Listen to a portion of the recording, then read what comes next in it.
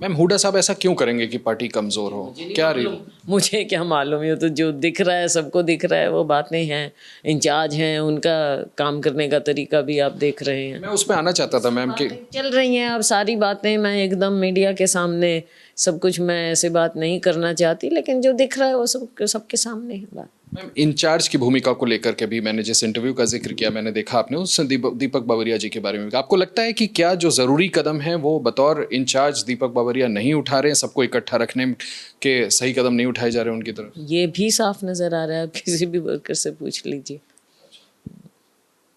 Ma'am, ऐसे में किया कैसे, क्या जाना चाहिए? क्यों? ये तो देखो, हम सब कांग्रेस के लोग हैं और कांग्रेस की निष्ठा है, हमारे अंदर कांग्रेस की निष्ठा है, तो हम तो कांग्रेस के लिए काम करेंगे। आप अपील करेंगे कि अभी भी वक्त है, सब लोग साथ हैं? देखो, अपील करने की मेरी कौन सी अपील की बात है, मैं तो अपने तौर पर सब काम करती हूँ, कांग्रेसियों को साथ सबसे बात करती हूँ, लेकिन कुछ लोग हैं जो अलग चलने में ही विश्वास रखते हैं। और ये आपको पिछले कितने सालों की राजनीति आप देख लीजिए कि कोई मन बना ही ले कि औरों से कोऑपरेट ही नहीं करना या कोऑपरेशन लेना नहीं और ना करना कोऑपरेट, तो ये तो वो जाने, आप मेरे से क्यों पूछ रहे हैं? बस एक आखिरी सवाल, क्या हरियाणा में कांग्रेस इस बार कोई मुख्यमंत्री का चेहरा देगी या नहीं देगी?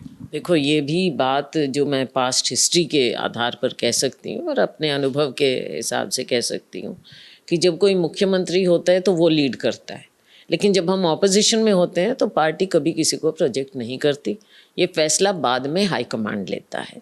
ये हमारी परंपरा रही है कांग्रेस पार्टी की। इस बार भी ऐसा ही?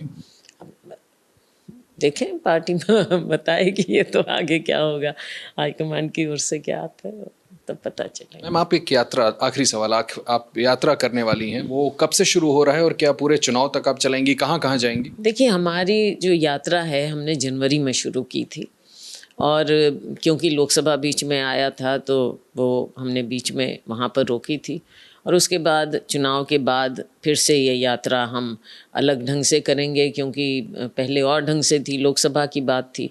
अब उस समय हर लोकसभा कवर करने की बात थी, सब में हम नहीं जा पाए, एक दो रह गई थी, लेकिन अब विधानसभा का चुनाव है तो इसका दूसरा प्रारूप होगा। उसकी रूपरेखा हमने कुछ दी भी है मीडिया को, और अब जल्द हम जुलाई के आखिर में फिर से इसको रिज्यूम करेंगे, और जगह जगह पर जाकर ख़ास तौर से जो शहरी इलाके हैं वहाँ पर हमको, मुझे लगता है, थोड़ी और मेहनत करने की ज़रूरत है, क्योंकि लोकसभा के रिज़ल्ट देखते हुए शहरों में हमें लगा कि पार्टी को और मेहनत करनी चाहिए। बहुत शुक्रिया हमसे बात करने के लिए। कुमारी शैलजा जी, जो लगातार हरियाणा में यात्रा कर रही हैं और यात्रा का अगला फेज़ जो है वो जुलाई के अंत से शुरू होगा, चुनाव तक लगातार चलता रहेगा, और उन्हें लगता है कि पार्टी अगर इकट्ठा होकर चुनाव लड़े तो बेहतर है, लेकिन ऐसे लोग हैं जो कार्यकर्ताओं को डिवाइड करने की कोशिश कर रहे हैं। ऐसा ना हो, यूनाइटेड लड़ें तो इस बार कांग्रेस हरियाणा में सरकार बनाने में कामयाब हो सकती है।